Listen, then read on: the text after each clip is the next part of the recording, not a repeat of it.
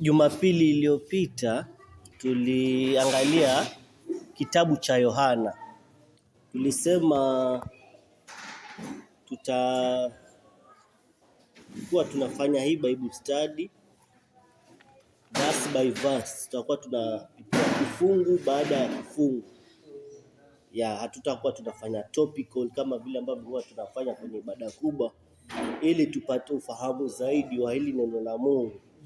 Sasa tulikuwa tumeanza na Injili, lakini tukaamua tuanze na Injili ya Yohana. Tutaanza na Injili ya Yohana, alafu tutaendelea huko mbele. Jumapili iliyopita tulifika Yohana mlango wa kwanza, mstari wa kwanza hadi wa 5.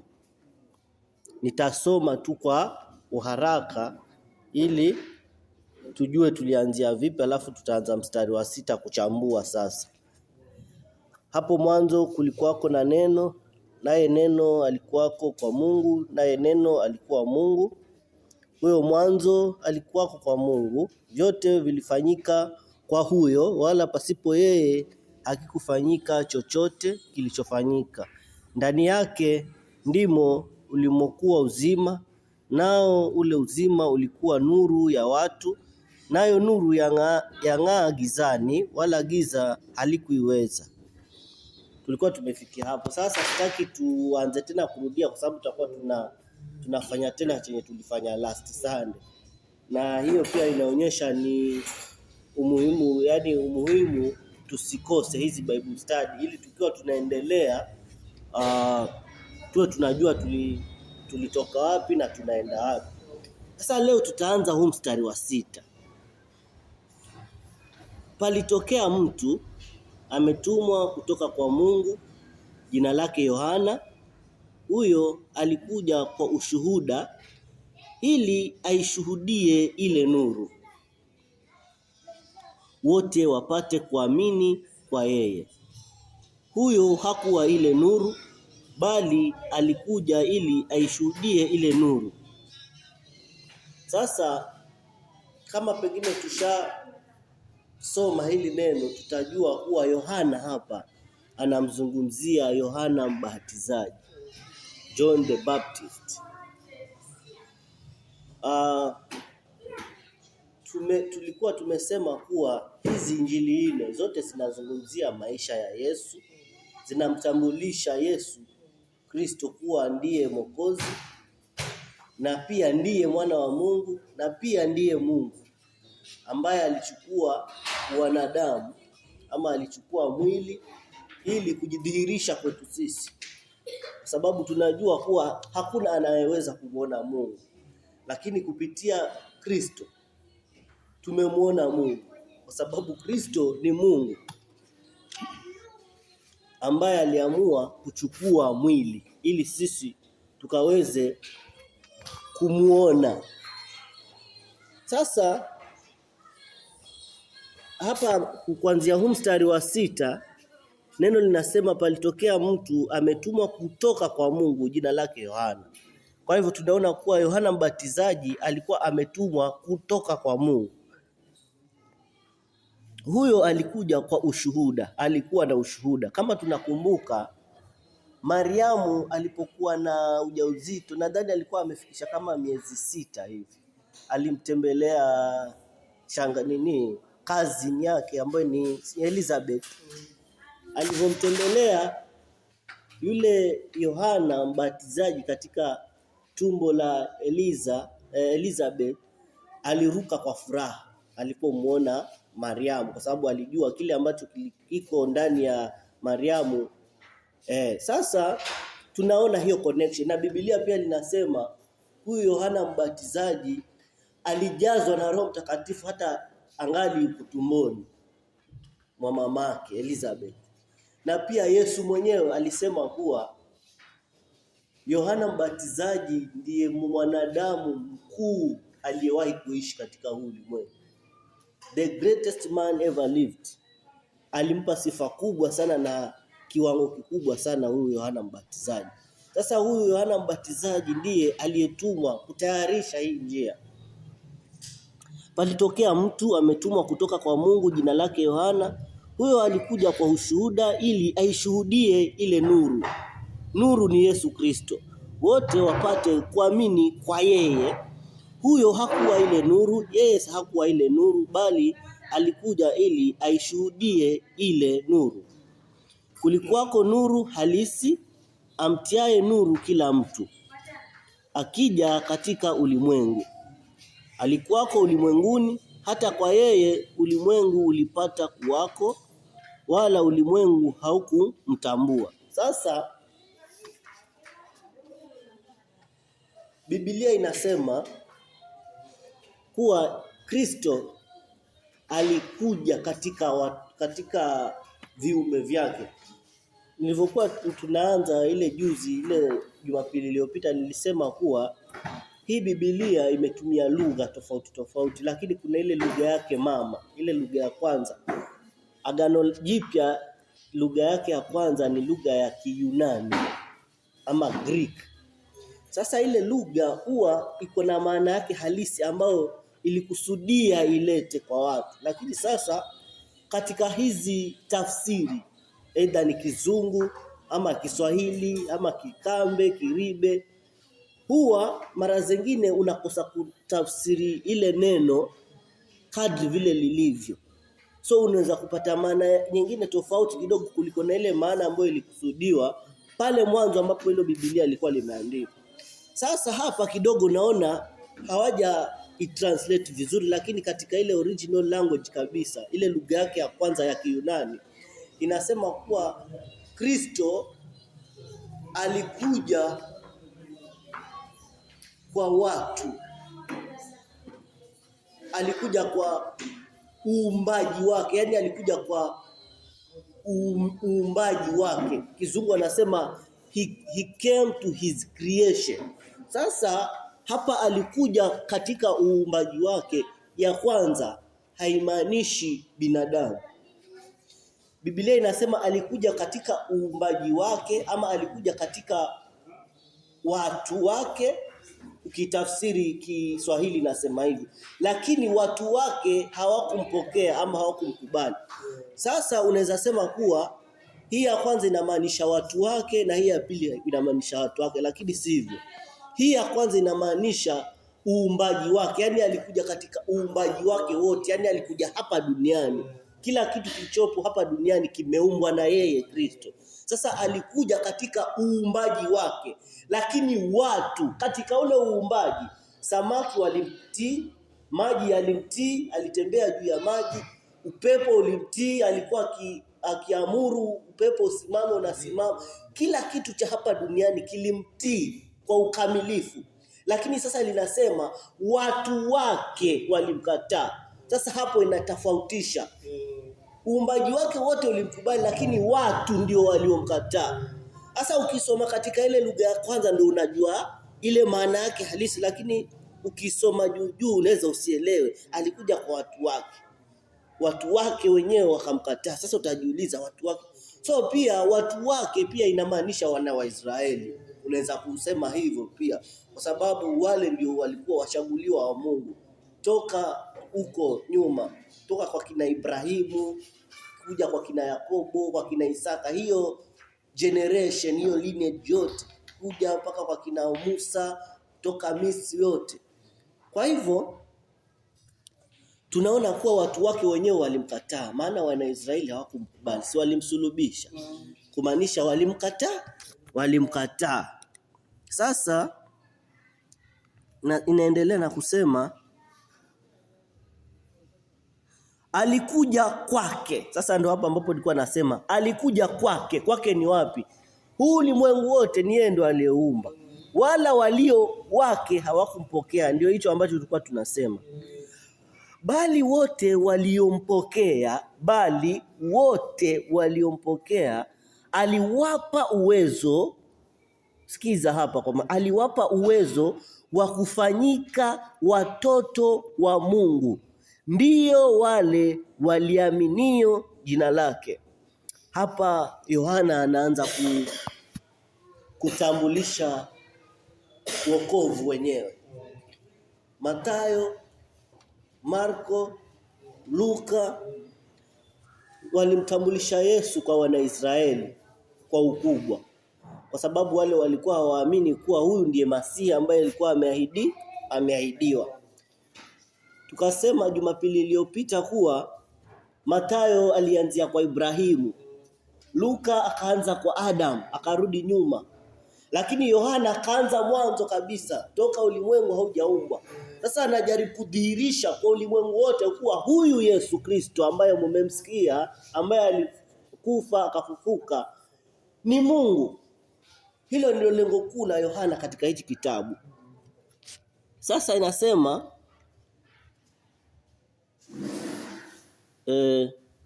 bali wote waliompokea aliwapa uwezo wa kufanyika watoto wa Mungu, ndio wale waliaminio jina lake. Acha niendelee. Waliozaliwa si kwa damu wala si kwa mapenzi ya mwili wala si kwa mapenzi ya mtu. Nataka hapa tupashike vizuri sana, kwa sababu hii ndiyo nguzo ya wokovu ambao mara nyingi huwa tunakosea kuielewa sisi kama wanadamu. Nitaeleza kwa vizuri hapa ili tuelewe. Bali wote waliompokea aliwapa uwezo wa kufanyika watoto wa Mungu, ndio wale waliaminio jina lake. Sasa huu mstari wa 13 huu ni muhimu sana. Waliozaliwa si kwa damu wala si kwa mapenzi ya mwili, yaani si mwili ambao ulitaka, wala si kwa mapenzi ya mtu. Hakuna mtu yoyote ambaye anataka ama ni mapenzi yake kwa mtu kufanyika mwana wa Mungu. Sasa hapa huu mstari wa 13 nasema bali kwa Mungu. Kwa hivyo ni mapenzi ya Mungu. Waliozaliwa si kwa damu wala kwa mapenzi ya mwili wala si kwa mapenzi ya mtu, bali kwa Mungu. Sasa nimesema hapa ndio Yohana anajaribu kuintroduce wokovu. Sasa mara nyingi huwa tunasema mwanadamu anapompokea Kristo, pengine nikiuliza huwa ni nani ambaye anastahili pongezi? Kwa mfano, mama, si umeokoka. Sasa kama umempokea Kristo, ni nani ambaye anastahili kupongezwa kwa wewe kuokoka? Yes. Ni Yesu. Na wewe unasemaje? Yaani mtu ambaye anastahili kupongezwa kwa wewe kuamua kumwamini Yesu ni nani? Mafungo. Mimi nitasema ni wewe mwenyewe. Ni wewe mwenyewe. Sababu umechukua hatua, umeacha ya dunia na ukajitolea kumpata Yesu. Kwa hivyo sifa kubwa ni zije kwako. Na wewe about the verse. Nasema mtu anapookoka, ni nani ambaye huwa anastahili kupewa sifa kwa huo wokovu wako? Yaani nani ambaye anastahili ambiwe yule ameokoka, basi sifa zote ziende kwa mtu fulani? Sasa ni nani ambaye huwa anapata zile sifa mtu anapookoka? Praise the Lord. Bwana Yesu asifiwe. Ni swali tu, ni mwanadamu ama ni Mungu? Ni hivi. Sitaki ueleze sana. Yule ambaye, for example, the Bible inasema wale ambao wamezaliwa si kwa mwili bali si kwa nyama wala si kwa damu, ni watoto wa Mungu, they are children of God. Kwa sababu the main reason, wewe ambaye hukuzaliwa kwa damu wala kwa mwili huu wa mwanadamu, huwa umezaliwa kiroho.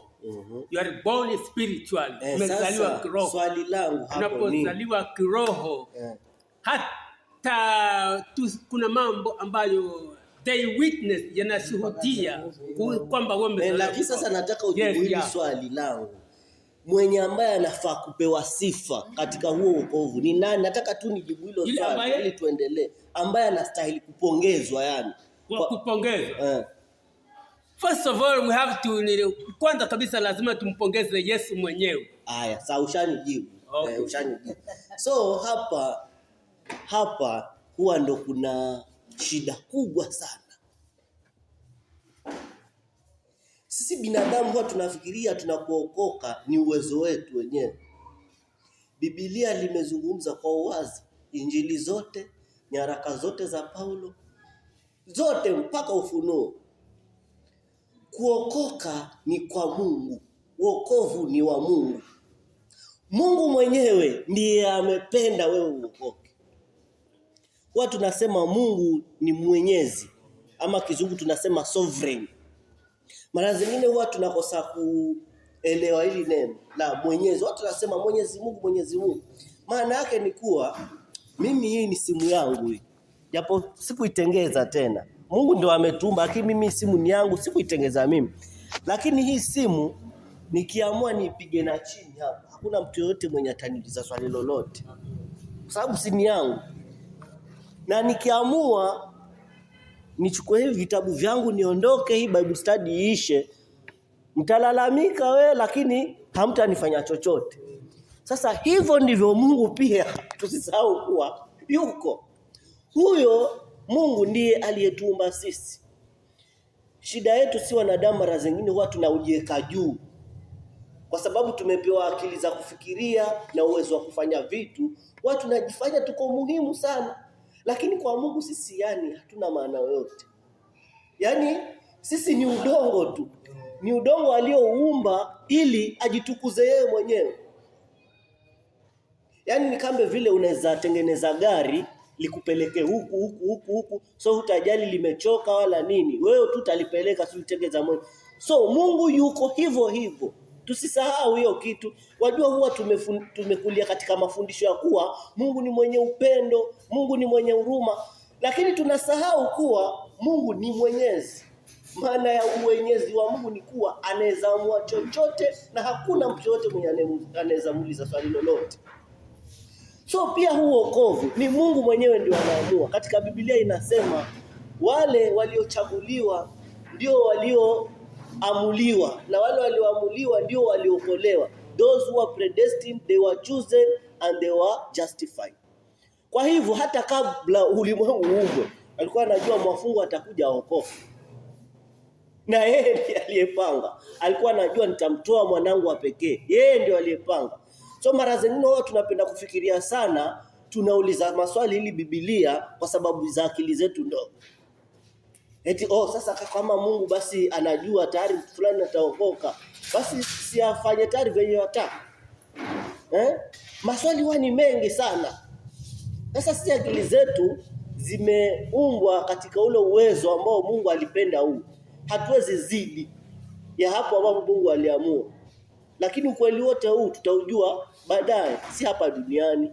Lakini hapa tumepewa uwezo maalum na kiwango fulani cha kufikiria na kuweza kuamua mambo. So kujibu hilo swali ni kuwa mtu ambaye anapewa sifa katika wokovu wa mtu ni Mungu mwenyewe. Kwa sababu ni mapenzi yake yeye. Biblia hapa limesema si mapenzi ya mtu. Ndio maana nimeuliza ni nani ambaye anastahili. Mimi mwenyewe hata nikapenda vipi niokoke, niweke hivyo. Hata nikapenda vipi, ama wewe pengine mimi ni mtoto wako, alafu uombe wewe unataka mimi niokoke, lakini Mungu mwenyewe kama si mapenzi yake siwezi kupata wokovu. Hiyo ndio maana hili neno. Si mapenzi ya mwili wala nyama wala mtu yoyote, bali ni mapenzi ya Mungu mwenyewe. Mungu ndiye anayependa mtu aokolewe. Na kupitia kwa kumwamini Kristo. Wacha tuendelee. Tulikuwa tumefika mstari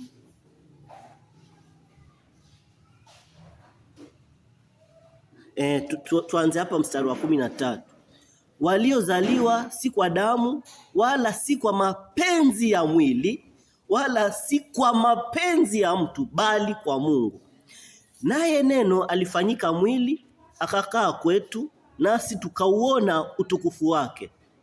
Naye neno, tumesema neno ni Yesu Kristo alifanyika mwili akakaa kwetu, nasi tukauona utukufu wake, utukufu kama wa mwana pekee atokaye kwa Baba, amejaa neema kwa kweli. Yohana alimshuhudia Yohana Mbatizaji huyo, akapaza sauti yake akasema, huyu ndiye niliyenena habari zake, ya kwamba ajaye nyuma yangu amekuwa mbele yangu, kwa maana alikuwa kabla yangu. Kwa kuwa katika utimilifu wake sisi sote tulipokea na neema juu ya neema. Katika utimilifu wake, yani katika Kristo kuja kwake. Huwa kuna neno ninapenda kutajwa ama liko katika Biblia linasema at the fulfillment of time, katika utimilifu wa mambo yote. Sasa hili neno huwa lina maana mbili. Maana yake ni wakati Yesu Kristo alivyokuja, hiyo ndio ilikuwa utimilifu. Alafu pia utimilifu ni ile siku ya mwisho ambayo Yesu atarudi. So hiyo huwa iko na maana mbili. So unaweza iona kwenye Biblia ukachanganyikiwa. So nataka usichanganyikiwa. Kuna utimilifu wa Yesu alivyokuja na pia kuna utimilifu wa siku ya mwisho. Sasa Yohana hapa anazungumzia utimilifu wa Kristo alivyokuja. Anasema kwa kuwa katika utimilifu wake sisi sote tulipokea na neema juu ya neema, kwa kuwa torati ilitolewa kwa mkono wa Musa, neema na kweli zilikuja kwa mkono wa Yesu Kristo. Wacha nitasoma mpaka mstari wa 18 ndio tufunge, alafu nitaelezea kidogo. Wacha nirudie. Kwa kuwa katika utimilifu wake sisi sote tulipokea na neema juu ya neema, kwa kuwa torati ilitolewa kwa mkono wa Musa, yani sheria. Neema na kweli zilikuja kwa mkono wa Kristo Yesu.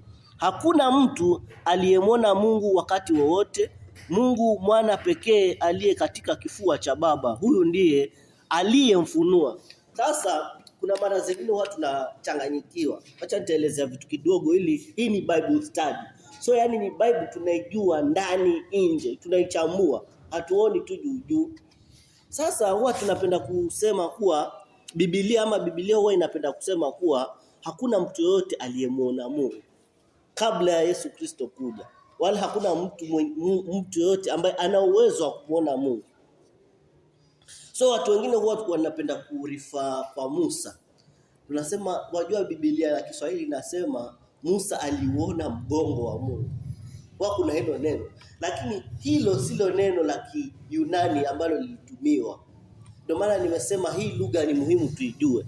Lile neno lililotumiwa ni afterglow. Yani kwa mfano kupite gari kubwa hapa inatoa moshi.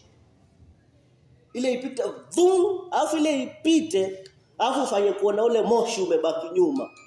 Sasa hivyo ni mfano wa Musa alivyomuona Mungu. Yani aliona ile, yani kama kivuli baada ya kuwa Mungu ashapita. Si eti ni mgongo wake, si mwili wake. So Musa hakumuona eti mwili, hakumuona Mungu eti physically katika mwili wake nyuma yake.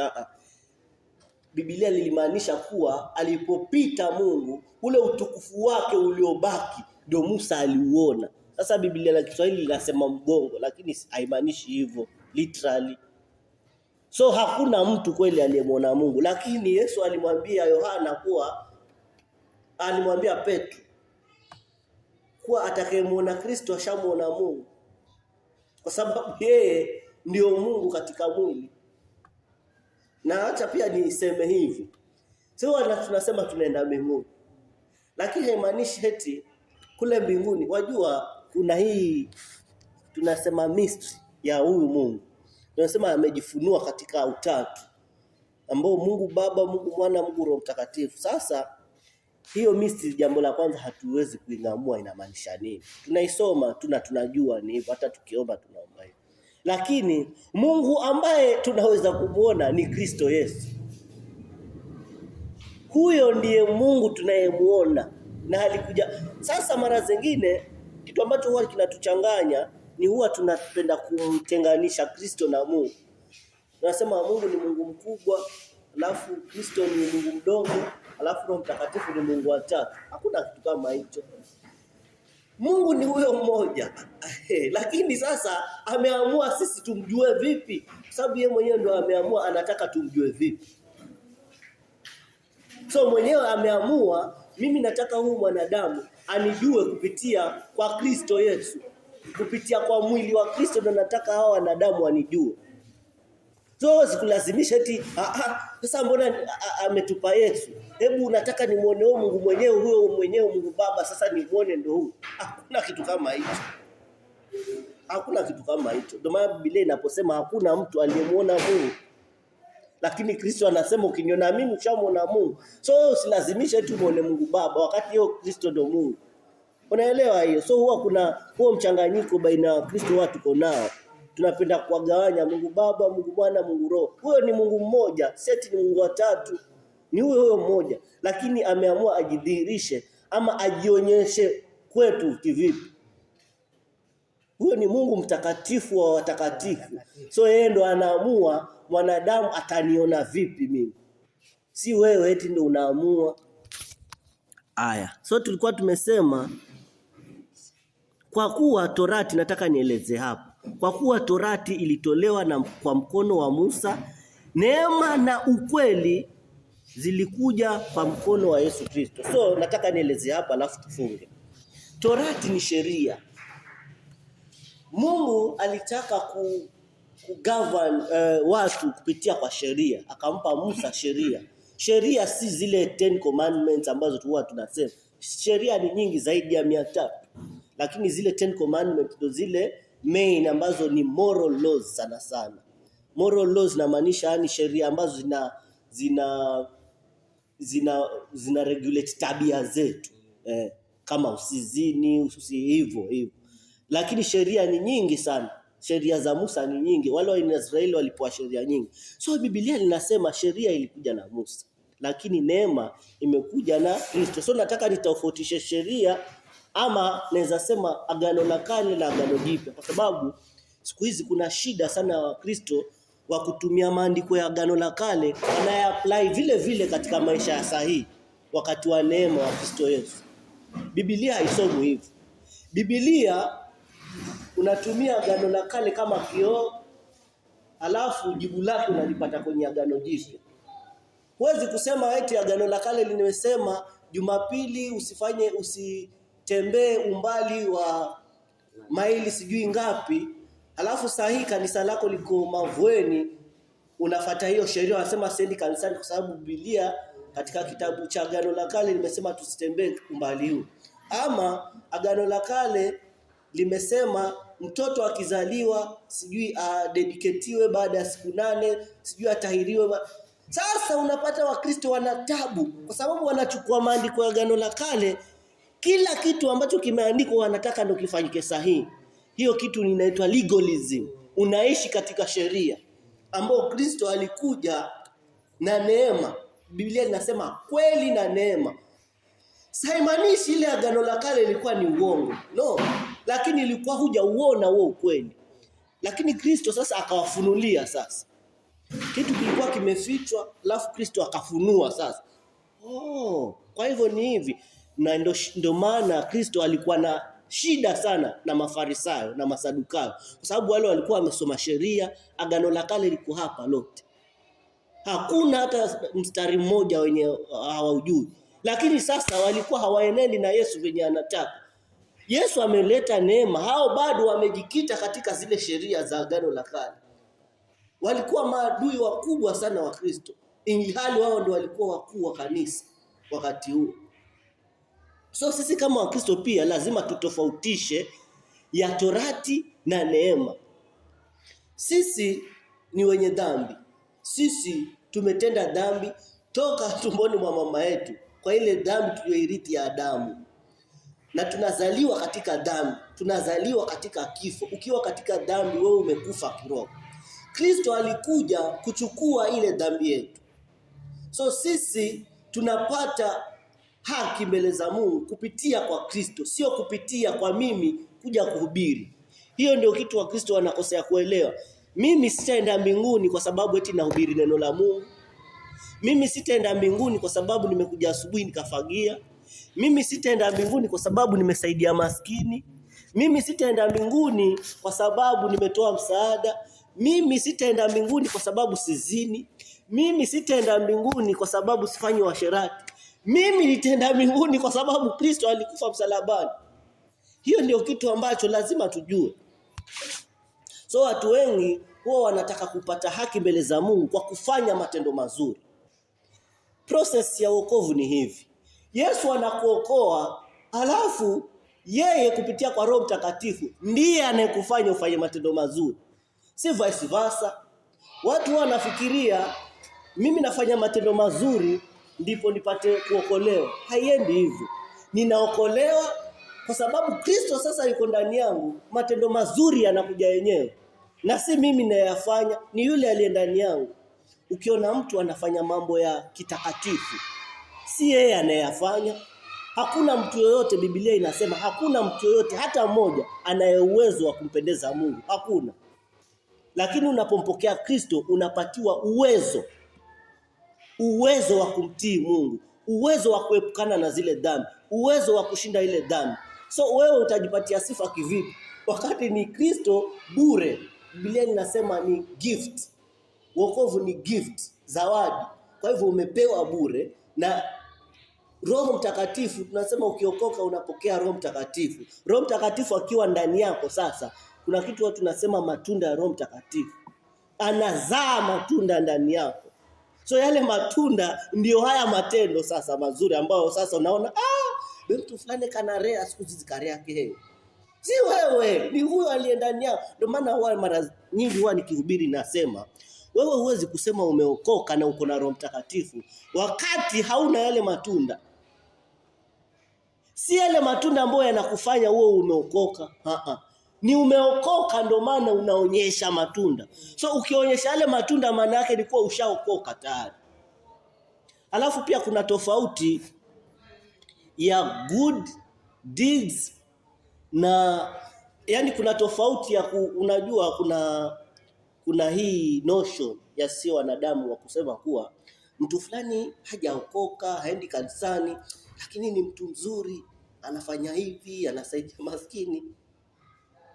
Wapendwa, ukiwa nje ya Kristo, hakuna tendo lolote unalofanya ambalo linahesabiwa kama thawabu mbele za Mungu. Hiyo ni bure yote.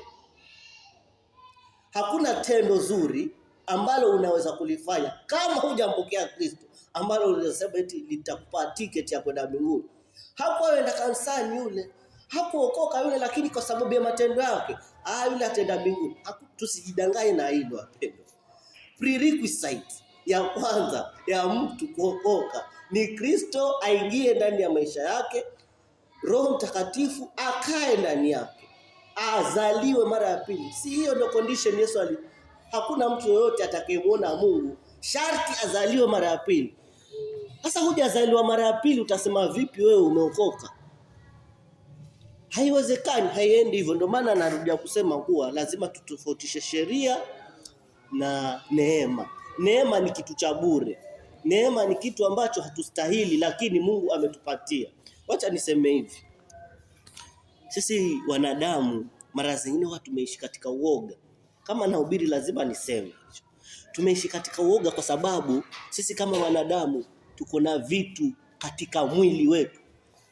Biblia linapozungumzia mwili, hii Bible study mtu ukiattend, ukimaliza by the end of hii John tutakuwa tushaelewa vizuri. Biblia linapozungumzia mwili, haizungumzii huu mwili, huu. No. Biblia linaposema katika mwili inamaanisha katika asili yako ya dhambi. Kizungu wanasema flesh. So the flesh, flesh ni ile asili yako ya dhambi, ule uadamu ndani yako. So sisi tunapookoka, kinachookolewa ni nafsi ama roho. Mwili ambao ni ile uadamu hautuachi. Tuko nao. So maana yake ni kuwa bado utaitenda dhambi. Hiyo ndio kitu Wakristo wengi tunakosa kuelewa. Ukihubiri hivyo support watu endelee kufanya dhambi. Si hivyo. Hivyo ndio Biblia inavyofundisha. Paulo ameresol na hiyo sana. katika nyaraka zake. So hata ukaokoka bado uwezo wa kutenda dhambi unao. Paulo analia, ni nani atakayeniokoa kutokana na mwili huu wa dhambi? Haimaanishi ni huu mwili huu. No, the Adamic nature. Ashukuriwe Kristo Yesu kwa sababu ndiye atakayeniokoa. Ameokoka lakini anasema Kristo atamuokoa. So tajiuliza atamuokoa lini? Ndio nataka nieleze hii kwa ufupi. Wokovu una hatua 3. Kuna kuokolewa, kuna kuokolewa na kuna kuokolewa ya 3. Kuokolewa ya kwanza ni pale unapompokea Yesu Kristo. Unapookoka, Roho Mtakatifu anakuja ndani yako. Huko ndio kuokolewa ya kwanza. Kuokolewa ya pili ni maisha ya kila siku. Zile dhambi inavyotoka polepole ndani ya maisha yako. Kizungu anasema sanctification, ama Kiswahili unaweza sema kutakaswa. So maisha ya Mkristo kila siku huwa anatakaswa. Kuna kuokolewa ya mwisho ambayo ni ile ya kuwa sasa wewe umetoweka hapa duniani, hauna uwezo tena wa kufanya dhambi. Huo ndio wokovu wa mwisho. Ndio Paulo alikuwa anazungumzia hiyo. So lazima ukisoma Biblia usome kwa makini uelewe. Paulo alikuwa anazungumzia nini? Alikuwa anasema mimi niliokolewa nilipopokea Kristo. Sasa hii ninaokolewa kwa sababu dhambi inapungua kwenye maisha yangu. Alafu mwisho kabisa nikifa nitaokolewa sasa. Sitaweza tena kufanya dhambi. Maana yake ni kuwa Paulo anasema mimi nimeokoka lakini bado mbona naifanya hii dhambi? Kile ninachokitamani nisifanye na kifanya. Lakini si mimi na dhamira yangu ninayokifanya, bali ni ile dhambi iliyo ndani yangu. Paulo anasema kwa wazi kabisa. Kwa hivyo pia usikatishwe tamaa wala kuhuzunishwa na mtu yote anayekejeli kwa kubeza wokovu wako. Kama anakuonya uache ni sawa. Lakini mtu usikubali akwambia hakujaokoka, mbona ucherehenda vinu? Kuna dhambi bado iko ndani yako. Na ni uiue hiyo dhambi pia. Sijasema eti kwa sababu nimesema hivyo basi utulie useme ya chijana habira uchereokolewa kwa vivyo ni chere hii nda vivi abela ibaki hivi. No, lazima uiue. Tutakadi tunavyoendelea pia nitaeleza jinsi ya kuiua hii dhambi. Unaiua vipi? Hii dhambi huuliwa. Kuna mhubiri mmoja wa Marekani anaitwa John Piper anasema kila siku ni siku ya kupigana na dhambi. Unapompokea Roho Mtakatifu ndani yako huwa ametangaza vita na ile dhambi ndani yako. Mara nyingi watu nasema mtu anapookoka ametangaza vita. Kama zingine watu nafikiria ni kukemea mapepo. No. Vita tunavyovizungumzia ni vita ya dhambi. So kila siku Mkristo anapigana na dhambi. Mimi ni kijana nimeomba na rafiki yangu twende Bangoni huko, kuna wasichana huko. Lakini yule Roho Mtakatifu anapigana na ule mwili wangu mpaka najisikia nimekataa. Nimesema no. Sasa hapo nimepata ushindi. Sasa hao ndio maisha ya wokovu. Kama maisha yako hayuko hivyo hujaokoka. Kama maisha yako kila siku hupigani na kukataa dhambi hujaokoka. Kwa sababu hiyo ndio kazi ya Roho Mtakatifu. Kazi ya Roho Mtakatifu ni kupigana na dhambi.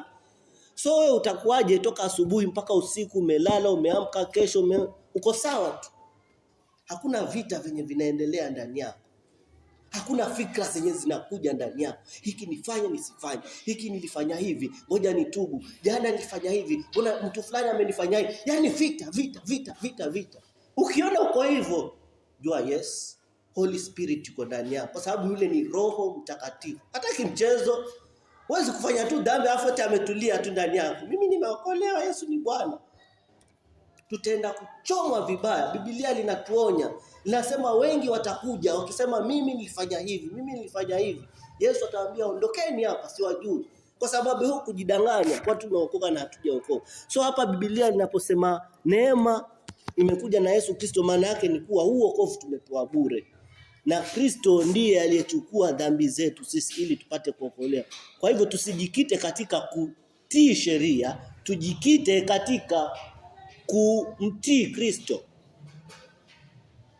Kristo ndio utimilifu wa sheria. Si zile sheria ambazo zimelistiwa kwenye Old Testament, sijui usifanye hivi. No. Mwangalie tu Kristo. Unampata vipi Kristo? Alituma. Kristo alipokuwa anarudi alisema atamleta msaidizi wake, Roho Mtakatifu. So wewe kazi yako ni kumwambia Roho Mtakatifu fanya mambo yako. Kila siku Roho Mtakatifu fanya mambo yako. Roho Mtakatifu nakuhitaji, Roho Mtakatifu nakuhitaji. Basi ukifanya hivyo kwisha. Utaona wewe maisha yako mwenyewe yameanza kubadilika. Hata watu walio nje watasema yule siku hizi akiomba, achana naye.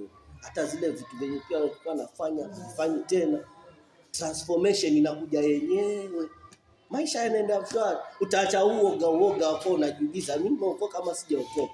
Vitu vingine vyote utatoa. Tuombe. Mungu Baba, Mungu Mwana, Mungu Roho Mtakatifu, asante kwa ajili ya wema wako. Tunakushukuru, tunakuinua. Asante kwa ajili ya neno hili. Tunanyosha kikombe cha wokovu na kulihimidi jina lako. Asante kwa wema wote huu uliotutendea. Hatustahili wokovu huu, lakini kwa mapenzi yako umetupatia bure.